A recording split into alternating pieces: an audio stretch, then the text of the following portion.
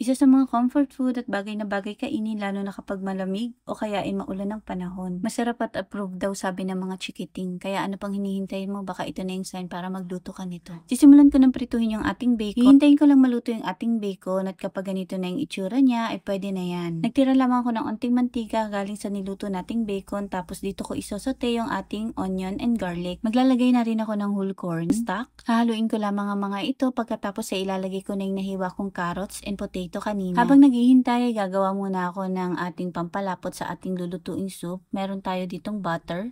Tunawin muna natin ito, tapos lagyan natin ng flour. Sunod ko namang ilalagay yung ating cream corn. Yes, bukod sa whole corn, naglagay rin ako ng cream corn. Salt, onion powder, garlic powder, chicken cubes, red and green bell pepper. Yung all-purpose cream. Perfect talaga itong comfort food lalo na't maulan at malamig ang panahon. Masarap daw sabi ng mga chikiting. Kaya ano pang hinihintay mo? Itag mo na yung taong gustong magluto nito para sa'yo.